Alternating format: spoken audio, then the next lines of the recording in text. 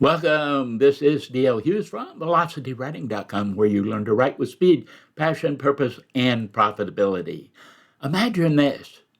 You're pouring your heart into a project, crafting every word with care, only to be offered a rate that barely covers those lattes you love so much. Well, it's a scenario many writers face, often stemming from self-doubt or a lack of negotiation skills. But what if you could confidently set your rates, knowing your worth and commanding respect in your field? In this video, we'll explore how to determine appropriate rates for various gigs, from ghostwriting books to crafting compelling sales copy. I've done my homework, so the fees I mention are valid. You'll learn a surprising fact. Clients don't shortchange writers. Writers cheat themselves. And I'll discuss how to fix that. Stay tuned to transform your writing income.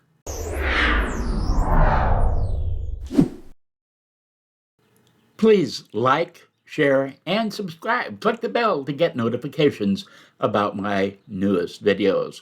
Leave a comment. I read and respond to almost all of them. Setting the right price for your writing services is more than just numbers. It's about recognizing your value and communicating it effectively. Whether you're a beginner navigating your first gigs or an experienced writer aiming to refine your pricing strategy, understanding market rates and client expectations is crucial. I'll guide you through standard rates for various writing services at the time this video was posted. Check the description for a link to check current rates. I'll also explain how to increase your income based on client relationships and how I work with clients. Standard rates for writing services. Pricing services is difficult for most people, so you're not alone if you're struggling with this. How do you know when your rates are too high or too low? Well, determining appropriate rates for writing gigs depends on various factors, including experience level, type of writing, and market demand. Rates based on experience level. Here's what the landscape looks like. Beginning writers generally charge from 5 cents to 10 cents per word, or $20 to $30 per hour. These folks are still building their portfolio and their confidence. You say $20 or $30 an hour sounds like a lot? In California, the new hire who takes your hamburger order gets $20 an hour. So God bless them, but your writing skills have far more value. Intermediate writers move into the 10 cent to 50 cent per word, or roughly $30 to $50 an hour. Advanced writers, usually specialists or those with a stable of clients, can command 50 cents to $1 per word, or $75 to $150 per hour. Rates vary by niche. A beginner writing parenting blog posts will earn far less than when writing cybersecurity white papers. Use these numbers as flexible guidelines, not carved commandments. The real test: are you hitting your financial targets without burnout? Rates vary by writing type. Different gigs, different price points. Here's a breakdown. Ghostwriting books, $10,000 to $50,000, depending on the length, complexity, and the client's profile. Magazine articles, 25 cents to $2 per word. Higher-end publications pay more, of course. Blog posts, $50 to $500 per post. Factors include research needed, length, and SEO optimization. Industry blogs, $150 to $1,000 per blog, especially if you have technical knowledge in that particular industry. Newsletters, $100 to $500 per edition, depending on audience size and strategy. Podcast and YouTube scripts, kind of a new field. You can earn from $100 to $1,000 depending on length and whether you're writing for a brand, show host, or an influencer. Copywriting, that's writing sales materials. You'll get from $250 to $5,000 or more, especially for launch funnels or sales pages. If you're unsure how to price, find writers offering similar services and see how they list their packages. Or go to sites like Contently, EFA, or Peak Freelance for solid benchmarks. What affects these rates? Well, clients sometimes balk at prices until you explain what they're getting. Here's what justifies higher fees. First, complex topics. A thought leadership article about finance takes more brainpower than a roundup of recent cat memes. Rush turnaround. Tight timelines always equals premium pricing. The old saying is true in the writing business: fast, good, or cheap, pick any two. Brand voice development. Well, you're not just writing. In this case, you're shaping how a company comes across to its clients. When you quote a rate, don't just give a number. Tell them what they're getting for it. Package your process as part of the value. Remember this about the process: it includes time and effort in client acquisition, phone calls and emails with a client, research time, writing time, revision time. They're all part of the process. Plus, you have to pay your own electric bill and for your computer and software. So you get $100 for that 1,000 word article.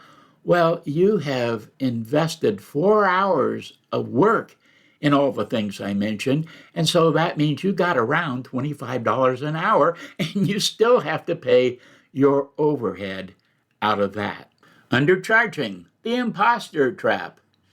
Many writers charge low fees not because they're beginners, but because they feel like frauds. Too many writers think they are unworthy.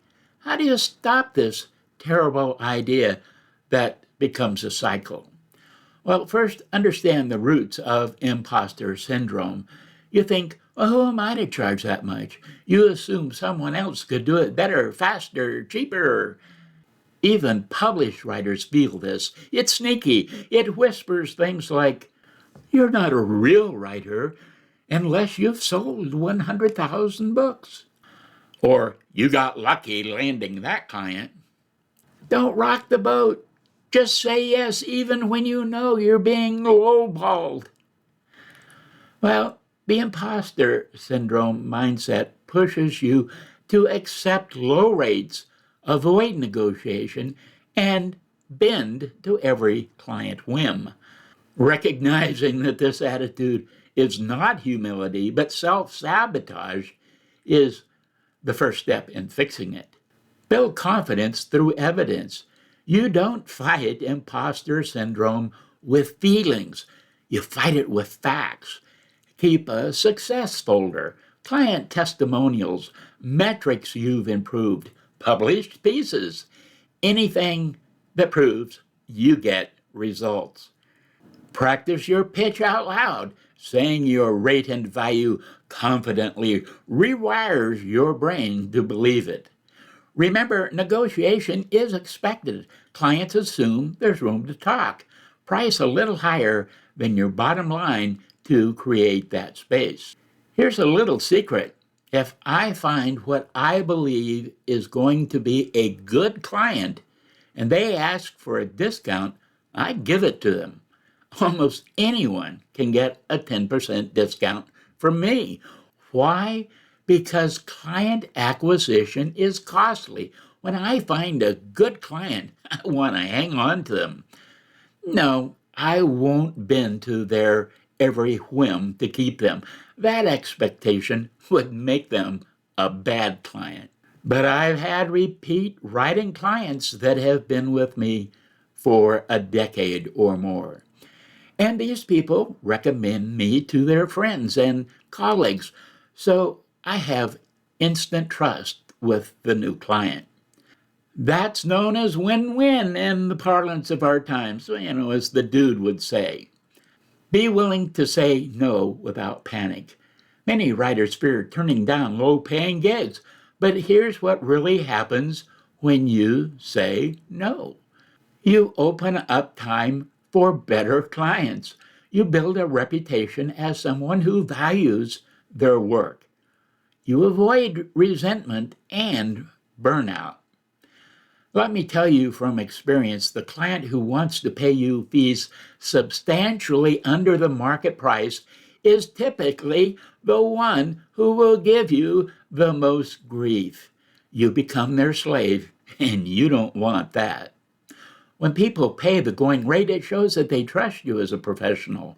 Most are happy with the draft you send them, or only want a few minor alterations.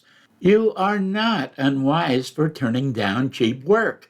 You're a working professional who values their time. That mental shift will change everything. Manage clients like a professional. As I said, rates are only half the equation. You make money by choosing the right clients and working professionally with them. I mentioned that, but let's go deeper. How you handle clients determines whether they respect you or walk all over you. And how do you create boundaries without burning bridges? Well, first, have clear terms from day one. Good relationships begin with clarity. Some say always use a contract. But other than for the books I ghostwrite, I have never used a formal contract. I use what I call a memorandum of agreement, and it's based on our phone conversations and emails. They acknowledge they have read and agree to it before making their non-refundable payment. I always get full payment in advance these days, especially for first-time clients. Yeah, no refunds. I block out the time in my schedule so there are what is known as opportunity costs.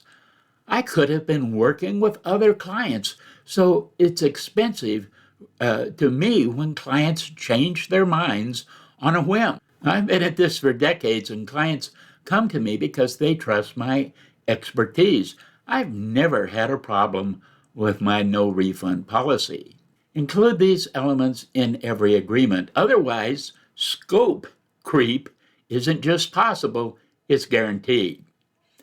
List what the deliverables are and what is excluded. Include how many revisions you're going to do for the money, your payment terms, late fees, the fees for extra work, and so forth. Deadlines need to be included.